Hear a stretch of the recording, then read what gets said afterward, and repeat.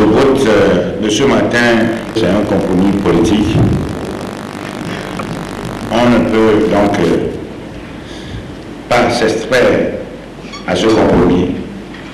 Et donc, nous acceptons le texte tel qu'il est. Nous pensons que ce compromis qui vient d'être accepté par tous, par la classe politique, permettra un bon déroulement de l'élection présidentielle future. L'Assemblée nationale vient d'examiner le projet de loi soumis par le gouvernement pour modifier le code électoral conformément aux conclusions des dernières discussions politiques qui ont eu lieu à Ouagadougou. Le groupe parlementaire UFC émettra un vote favorable.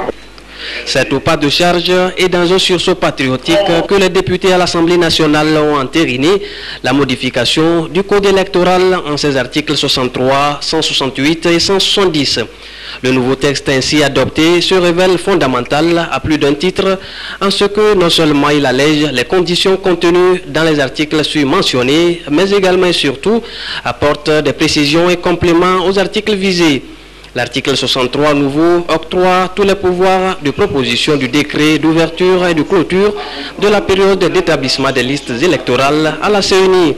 Les articles 168 et 170 assouplis ne font plus, eux, obligation aux candidats à l'élection présidentielle de produire la copie légalisée de l'acte de renonciation à toute nationalité étrangère, pas plus qu'il n'exige du candidat un quitus fiscal délivré par les services compétents. Ces trois articles retouchés répondent à la nécessité de s'accommoder au compromis récemment obtenu à Ouaga entre les acteurs du landerneau politique national. Le texte se veut également le reflet de la politique d'apaisement et de réconciliation que ne cessent de prôner les plus hautes autorités du pays. Un écueil majeur levé sur la voie du processus électoral. C'est d'abord un sentiment de satisfaction. Satisfaction du fait qu'aujourd'hui c'est un jour nouveau. Le dialogue a pu amener les acteurs politiques togolais à aller vers un consensus. Désormais, le chemin est balisé. L'élection présidentielle de 2010 part sur des bases consensuelles, avec l'entente qui vient d'être réalisée à l'Assemblée nationale sur la composition de la CENI et la désignation des membres. Ceux-ci, après la prestation de serment, vont se mettre à l'œuvre avec le transfert du matériel électoral qui leur sera dévolu et la mise en place aussi des démembrements de la CENI, les CELI, les CLC. Le vote du projet de loi portant code électoral a été couplé de l'élection et la nomination des 17 membres de la Commission électorale nationale indépendante CENI. À l'arrivée des courses, Poto Peretozim a été désigné membre de l'administration. Amaglo James, Amélie Onu-SM, Kodjo, Delava, Jerry Adjawe et Omaouatou ont été élus au titre de l'opposition parlementaire. L'opposition extra-parlementaire comptera au sein de la CENI 3 membres que sont Akotui Adanou Extase, Bété Kofi Komlan et Lardja Henri Kolani. Les élus pour le compte de la majorité parlementaire ont pour nom Agbo Yaobloua, Akaba Kofi, Batana Paou, Kogoé Akrima et Sambiani Koukadia Raphaël. La société civile tient elle aussi ces éléments. Ils répondent au nom de Agiga Angel Akofa, Date Yao et Tabiou Issifou Tafa.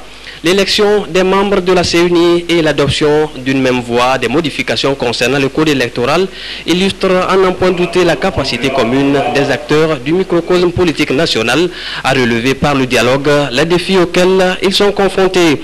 Une avancée politique significative saluée par le président de l'Assemblée nationale, El Hadj Abbas Bonfou. Nous venons d'adopter à l'unanimité les modifications du code électoral et on vient de lire et de nommer les membres de la Commission électorale nationale indépendante, CENI. Alors, j'éprouve une fierté légitime de prendre la parole pour exprimer toute ma gratitude et mes sincères félicitations à vous, honorables députés, pour la disponibilité et l'efficacité dont vous avez fait preuve au cours des travaux. En ce qui concerne la CENI, l'article 63 lui confère la prérogative de la proposition du décret d'ouverture et de clôture de la période d'établissement des listes électorale. J'exhorte alors ces membres à un travail sérieux. C'est le lieu pour moi de saluer l'ensemble des acteurs politiques et de les exhorter à préserver l'esprit de dialogue et de concertation prôné et entretenu au quotidien par le chef de l'État, son Excellence Faure Issou-Zimna Gnassingbé. Honorables députés, par votre vote massif en faveur des modifications du code électoral et de la nomination des membres de la commission électorale nationale indépendante, vous venez de donner au gouvernement l'essentiel des instruments dont il a besoin pour enclencher le processus électoral et être dans les délais requis. Il revient donc au gouvernement de se saisir de ces instruments précieux pour traduire dans les actes la volonté clairement affichée par le président de la République d'organiser une élection présidentielle juste, démocratique et sans violence. Plus donc de conditions sujettes à diverses interprétations quant à l'éligibilité à l'établissement des listes d'électeurs dans le code électoral. Les membres de la CNIE peuvent se retrousser les manches.